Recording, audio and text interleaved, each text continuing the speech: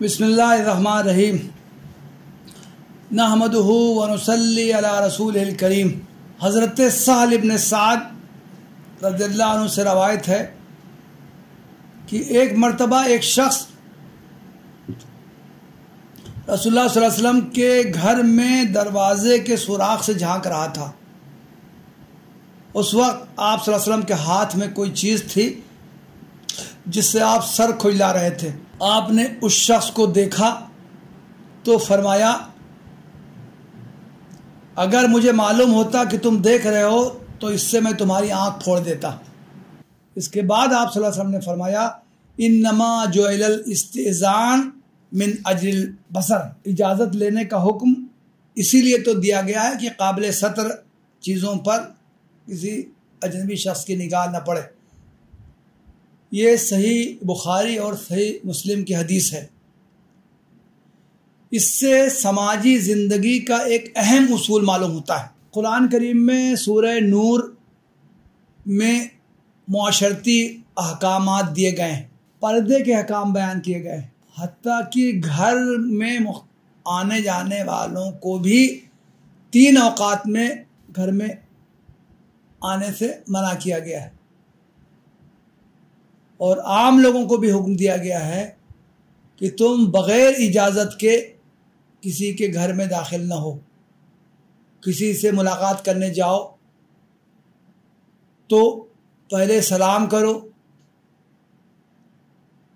अपने आने की खबर दो और फिर उससे इजाज़त लो कि मैं आ सकता हूँ या नहीं आ सकता हूँ। अल्लाह के रसूल सल्लल्लाहु अलैहि वसल्लम ने मुख्तलिफ आदाब भी बयान किए हैं। एक शख्स आया अल्लाह के रसूल सल्लल्लाहु अलैहि वसल्लम से मुलाकात करने, न सलाम न दुआ, कहा आले जो, क्या मैं अंदर आ जाऊं? अल्लाह के रसूल सल्लल्लाहु अलैहि वसल्लम घर से निकल के बाहर गए और उस बद्दू को समझाया कि किसी से जब मुलाकात के लिए जाते हैं तो उसका क्या तरीक़ा है। वो जाता है तो पहले सलाम करता है, इजाज़त लेता है, उसके बाद जाता है। इस हदीस में एक बहुत अहम बात बयान की गई कि किसी के इल्म में लाए बग़ैर ताक झाँक करना जायज़ नहीं। एक इंतहाई गलत गैर शरीफाना ये अमल है। चांचे जब ये शख्स अल्लाह के रसूल सल्लल्लाहु अलैहि वसल्लम से मुलाकात के लिए गया तो इसने घर के बाहर ही से एक सुराख में से झांक के देखना चाहा। अल्लाह के रसूल सल्लल्लाहु अलैहि वसल्लम की निगाह पड़ गई। आपने उसको सख्ती से मना किया। उसके साथ ही इस्लाम की इस अहम तालीम का तज़किरा किया। इस्लाम ने इंसानों को जो बुनियादी हुकूक दिए हैं उनमें से एक हक़ राज़दारी भी है। इस्लाम किसी को इस बात की इजाज़त नहीं देता कि वो दूसरे के निजी मामलात में दखल दे और उसकी टोह में लगे। चुनांचे कुरान करीम में भी और अहादीस नबवी में भी इस बात से रोका गया है। सूरह अल हुजरात में आयत का एक टुकड़ा है, वला तजस्ससु, किसी की टोह में न लगो।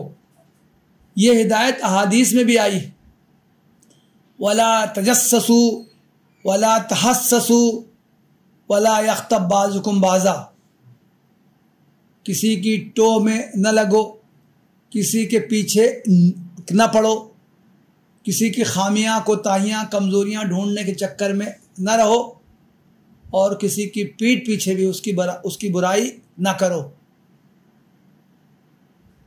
इस्लाम लोगों के तज़किये नफ्स पर जोर देता है ताकि उनके दिल इस हद तक पाकीज़ा हो जाएं कि वो गुनाह और मासियत इलाही की तरफ माइल न हो सकें।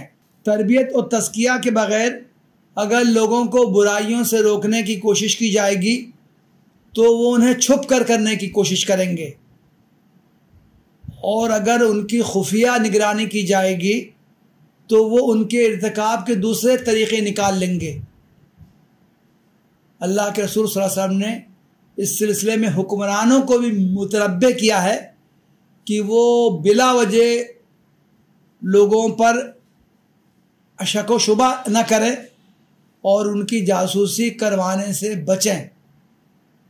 अल्लाह के रसूल सल्लल्लाहु अलैहि वसल्लम ने इरशाद फरमाया, इन्नल अमीर इज़ब्तगर रैबत फिन्नास अफसदहुम। अगर हुक्मरान अपने रियायत के मामले में शक व शुबे का मामला करेगा तो वो उन्हें बिगाड़ कर रख देगा। इस सिलसिले में एक दिलचस्प वाक़या किताबों में मिलता है। खलीफा दोम हज़रत उमर इब्न ख़त्ताब रज़ियल्लाहु अन्हु के बारे में बयान किया गया है कि वो रातों में गश्त किया करते थे और रियाया की खबरगिरी करते थे, उनके हालात जानने की कोशिश करते थे। एक मरतबा रात के वक्त उन्होंने एक शख्स की आवाज़ सुनी जो अपने घर में गाना गा रहा था। आपको शक गुजरा, चुनांचे दीवार पर चढ़ गए, देखा तो वहाँ शराब भी मौजूद थी और एक औरत भी। उमर ने वहीं से पुकारा, ओ दुश्मन खुदा, क्या तूने यह समझ रखा है कि तू अल्लाह की नाफरमानी करेगा और अल्लाह तेरा पर्दाफाश नहीं करेगा? उस शख्स ने जवाब दिया, ऐ अमीरुल मोमिनीन, मेरे मामले में जल्दी न कीजिए। अगर मैंने एक गुनाह किया है तो आपने 3 गुनाह किए। अल्लाह ताला ने तजस्सुस से, किसी की टोह में लगने से मना किया था, आपने तजस्सुस किया। अल्लाह ताला ने हुक्म दिया था कि लोगों के घरों में उनके दरवाजे से आओ, आप दरवाजे से नहीं आए बल्कि दीवार फांद के आए। अल्लाह ताला ने हुक्म दिया था कि दूसरों के घरों में इजाज़त के बगैर न जाओ, आप मेरी इजाज़त के बगैर मेरे घर में दाखिल हुए। रवायत में बयान किया गया है कि ये सुनकर हज़रत उमर रज़ियल्लाहु अन्हु ने अपनी गलती का एतराफ़ कर लिया और उस शख्स के ख़िलाफ़ कोई कार्रवाई नहीं की, अलबत्ता उससे वादा लिया कि आइंदा वो भलाई की राह इख्तियार करेगा और कोई गलत व नाजायज़ काम नहीं करेगा। इस हदीस की रूह से इस्लाम का एक बुनियादी कानून मालूम होता है। इससे मालूम होता है कि किसी